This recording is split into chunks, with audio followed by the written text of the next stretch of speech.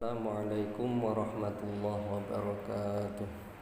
La hadratin Nabi Mustafa Muhammadin sallallahu alaihi wasallam wa ala alihi wa azwajihi wa ashabihi wa dzurriyyatihi wa ikhwani minal anbiya wal mursalin wal awliya wa syuhada'i was sholihin wal ulama'il amilin wal mufassirin wal muhaddisin khususan Syekh Muhammad Ismail al-Bukhari wa Syekh Abdullah bin Abi Jamrah wa sadah ulama. Kami masyaihina wa masyaihikum al-Fatihah. A'udzu billahi minasyaitonir rajim. Bismillahirrahmanirrahim. Alhamdulillahi rabbil alamin. Arrahmanir rahim. Maliki yaumiddin. Iyyaka na'budu wa iyyaka nasta'in. Ihdinas siratal mustaqim. Siratal ladzina an'amta 'alaihim ghairil maghdubi 'alaihim waladdallin. Amin. Bismillahirrahmanirrahim. Alhamdulillahilladzi faddalana bi anwa'in ni'am adh-dhahirah wal batinah. Wassalatu wassalamu ala Rasulillah sayyidina Muhammadin wa ala alihi wa ashabihi wa man tabi'ah. Allahumma akhrijna min dhulumatil jahli wal wahm ila anwaril ma'rifati wal ilm wa min wuhulish syahawati ila jannatil qurbat. Allahumma alif baina qulubina ala ta'atik wa mahabbatik wa mahabbati rasulik, amma ba'd. Hadis yang ke-35 masih dalam pembahasan kitab shalah. An Anasin den riwayatake saking sahabat Anas ibni Malikin putrane Malik. Anin nabiyyi saking Kanjeng Nabi Muhammad sallallahu alaihi wasallam. Shalla mugi-mugi paring tambah rahmat lan ta'zim Allahu sinten Allah alaihi ing atase Kanjeng Nabi wa sallama lan mugi paring tambah keselamatan sinten Allah ing atasipun Kanjeng Nabi Muhammad. Nabi Muhammad, hadis Nabi Muhammad diriwayatkan oleh Anas ibnu Malik, seorang sahabat yang termasuk sigharus sahabat. Anas bin Malik ini lahir 10 tahun sebelum hijrah. Berarti ketika tahun 1 Hijriah, di saat usia Rasulullah sudah 53 tahun, Anas bin Malik ini usianya baru 10 tahun, memasuki 11 tahun. Masih sangat muda sekali. Anas bin Malik membersamai Rasulullah, khidmah kepada Rasulullah selama 10 tahun di Madinah, dari mulai tahun 1 Hijriah sampai tahun 11 Hijriah. Ketika Rasulullah wafat di usia 63 tahun, usia Anas bin Malik baru sekitar 20 atau 21 tahun. Dan hubungan Rasulullah dengan Anas ini hubungan yang sangat dekat sekali. Karena Anas berada di rumah Rasulullah, khatimnya Rasulullah, khidmah kepada Rasulullah Muhammad sallallahu alaihi wasallam, bukan hanya fisiknya bersama Nabi tapi juga hatinya bersama Rasulullah. Ini tidak lain karena keinginan ibu dari Anas ibnu Malik ini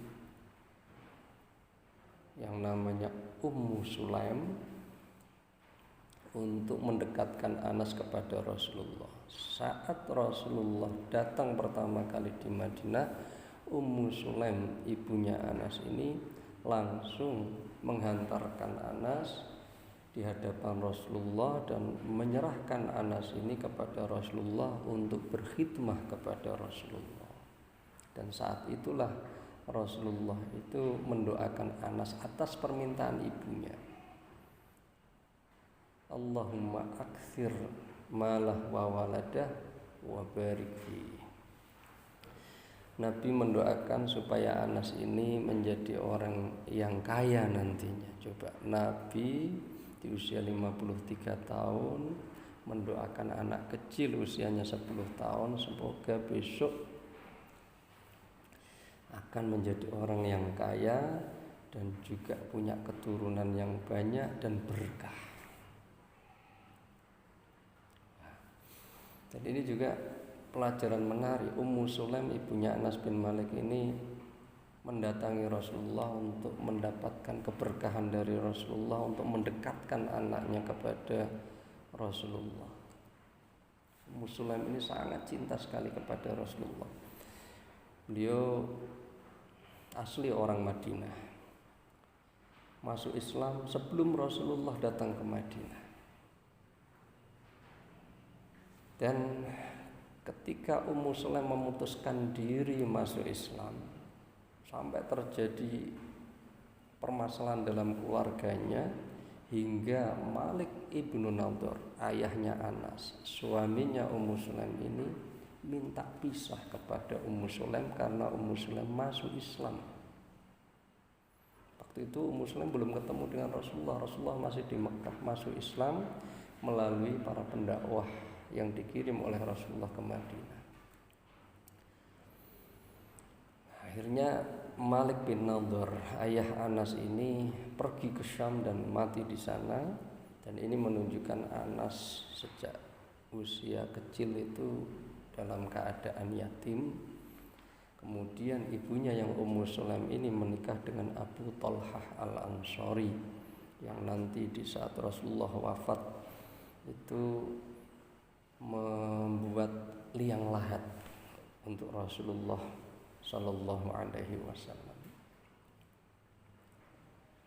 Ketika Rasulullah Sallallahu Alaihi Wasallam datang ke Madinah, hubungan antara Ummu Sulaim semakin dekat. Betapa senangnya Ummu Sulaim, begitu juga Anas bin Malik senang sekali dengan kedatangan Rasulullah Sallallahu Alaihi Wasallam.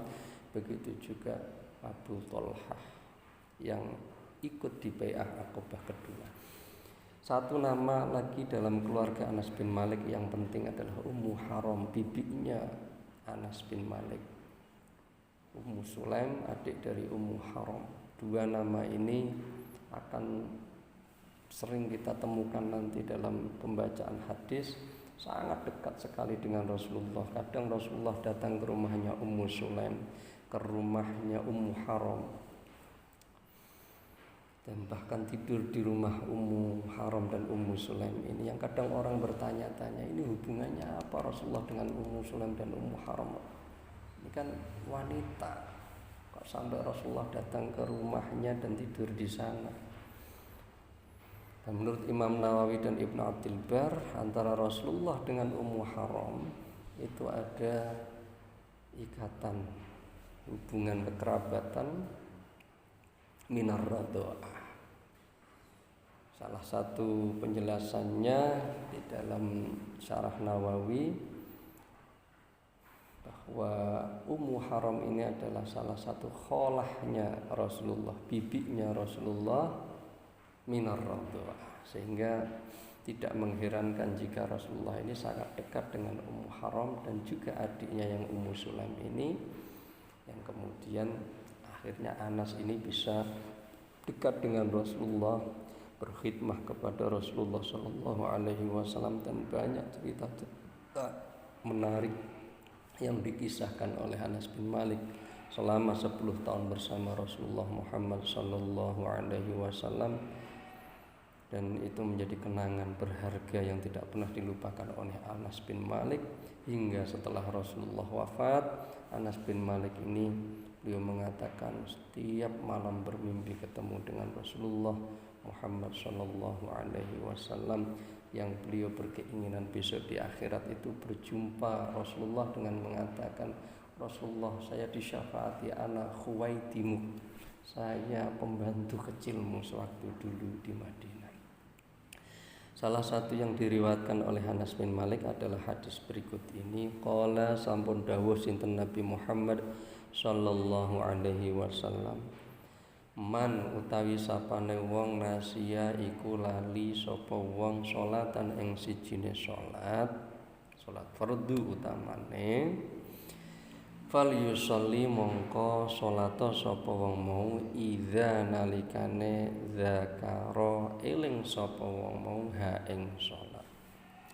Apabila ada orang lupa tidak melakukan salat hingga melewati batas waktunya, maka dia harus menjalankan sholat itu di saat dia ingat.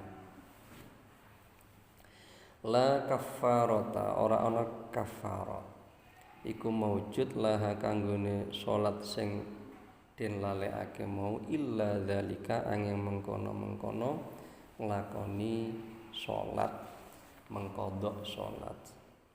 Aqimis sholata jumenengono sira as-sholata ing sholat lidzikri kanggo eling marang ingsun. Tidak ada pengganti bagi sholat yang terlupakan tadi melainkan menjalankannya.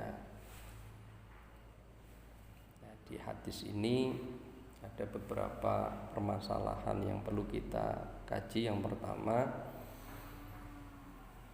masalah sholat yang terlewat sampai keluar waktunya. Ini bisa terjadi dengan dua kemungkinan. Yang pertama li uzrin, karena ada uzur, karena ada alasan yang bisa diterima. Alasan yang bisa diterima itu apa? Yang disebutkan di dalam hadis ini secara jelas, yaitu nasya, lupa.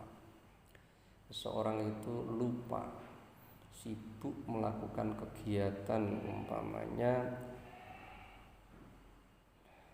dari duhur dia sudah melakukan sholat duhur, kemudian dia melakukan aktivitas sampai sore, sampai maghrib, sudah adzan maghrib dia lupa tidak melakukan sholat asar. Nah, ini lupa, nasi yang secara eksplisit disebut di dalam hadis ini. Ini uzur. Kemudian uzur lain adalah ketiduran.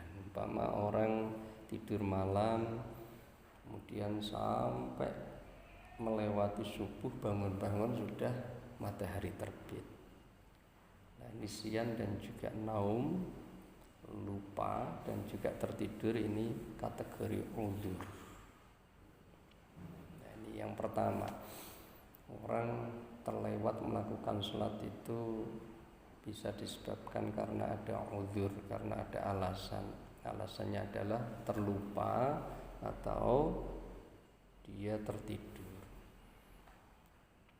Nah, kalau seperti ini, maka falyusolli idza dzakaraha, dia wajib mengqadha sholatnya. Dia dianggap hutang atas sholat yang tidak dilakukan pada waktunya. Meskipun tidak di waktunya, dia tetap harus menjalankan sholat itu sebagai qadha, sebagai bayar hutang yang terlewat. Nah, kata falyusolli ini amar dengan pola fi'il mudhari' diawali dengan lam amar.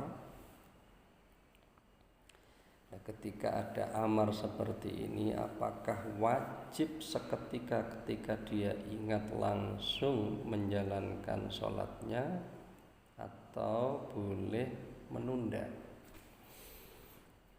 Di dalam mazhab Syafi'i memaknai amar di sini lil istihbab, kalau ada uzur, sehingga dia tidak wajib seketika ingat langsung menjalankan sholat yang dia lupa atau yang terlewat tidur tadi itu, tapi disunahkan untuk segera mengqadha sholat yang terlewat tadi. Itu pembahasan kedua yang menarik dari hadis ini. Yang ketiga, nah kemudian kalau ada orang yang sengaja tidak menjalankan sholat, ya dia sadar ini waktu zuhur, kemudian dia melakukan aktivitas dan di benaknya ada teringat, ya ini waktu zuhur, saya seharusnya sholat zuhur, tapi kemudian dia melewati sampai asar. Itu namanya amdan, ya, sengaja. Ya, ini gimana? Nah, ini masuk kategori dalam fikih min ghairi udhrin, tidak ada udhur, tidak ada alasan yang bisa diterima dia meninggalkan sholat yang seharusnya dia lakukan. Nah, ini kategori kedua. Yang pertama tadi li udhrin, yang kedua ini li ghairi udhrin. Nah kalau li ghairi udhrin seperti ini, dia sadar meninggalkan sholat, umpamanya subuh itu udah azan kemudian dia masih nonton televisi sampai siang karena bola gitu. Sampai siang sudah terbit dan dia sadar bahwa dia punya kewajiban sholat, ya fal yusollinya itu wajib fauran dia mengerjakannya, bukan istihbab lagi tapi fauran. Nah, hadis ini secara mantuk yang disebut nasiyah dan di redaksi lain adalah nama, dan itu menunjukkan kasus li udhrin, ada udhur ketika seseorang melewati, tidak melaksanakan sholat hingga terlewat waktu.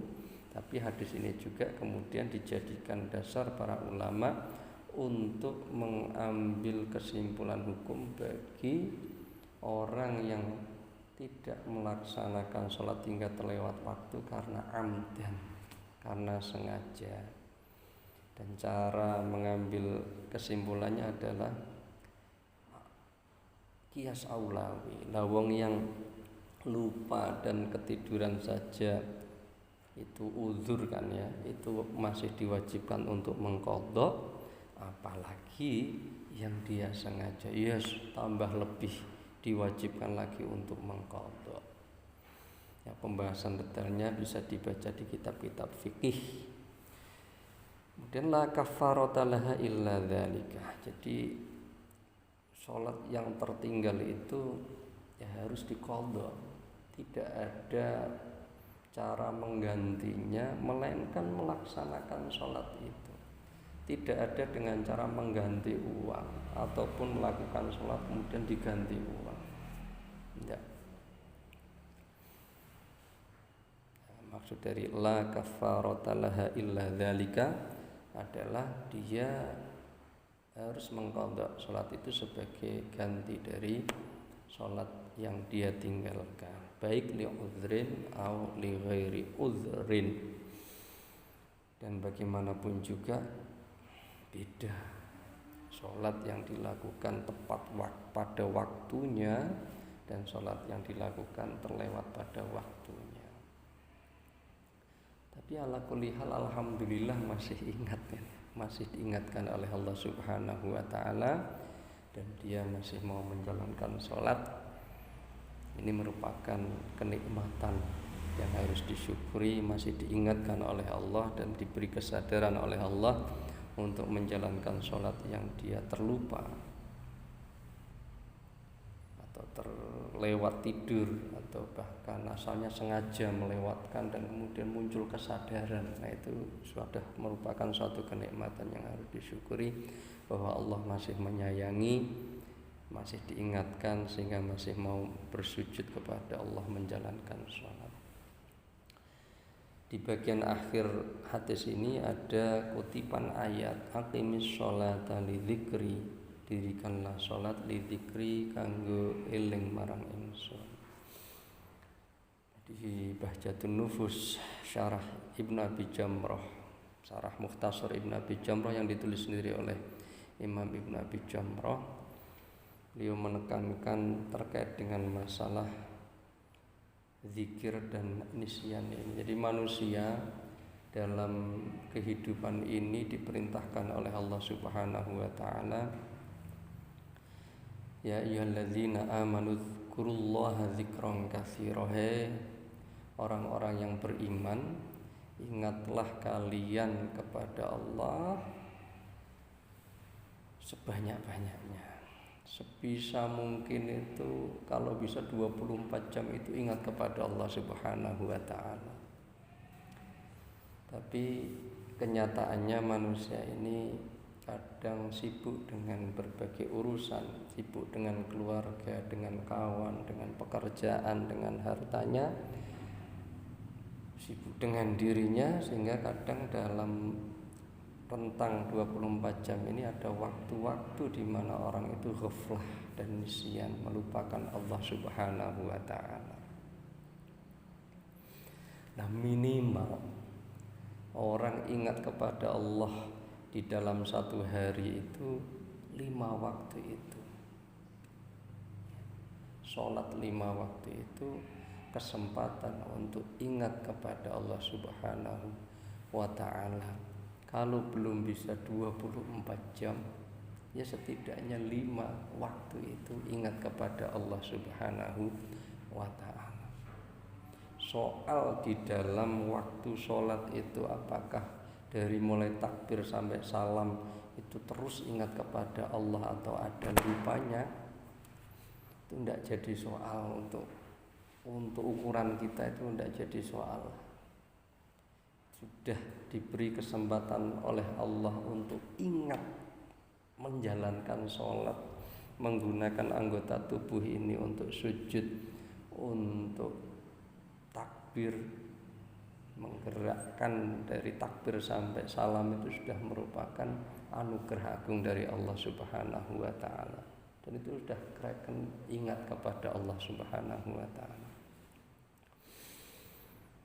Dan apabila terjadi kasus seperti ini, ada sholat kok terlupakan, nah ini ya sesegera mungkin diqadha dan juga melakukan istighfar, minta ampun kepada Allah Subhanahu wa ta'ala. Karena tugas manusia, perintah Allah kepada manusia adalah untuk selalu ingat kepada Allah. Tapi ternyata dalam satu hari ada kejadian tidak menjalankan sholat, atau sholatnya terlewat dari waktu yang semestinya, padahal itu bagian yang minimal untuk mengingat Allah. Ya, makanya perlu untuk beristighfar, meminta ampun kepada Allah Subhanahu wa ta'ala. Wallahu a'lam bishawab. Maulaya sholli wa sallim daiman abada ala habibika khairil khalqi kullihim, huwal habibul ladzi turja syafa'atuhu likulli hawlim minal ahwa limuqtahami ya Rabbi bil Mustafa balligh maqasidana waghfir lana ma madaya wasi'al karami ya arhamar rahimin ya arhamar rahimin ya arhamar rahimin farrij 'alal muslimin. Subhana rabbika rabbil izzati amma yasifun wa salamun 'alal mursalin walhamdulillahi rabbil alamin. Assalamualaikum warahmatullahi wabarakatuh.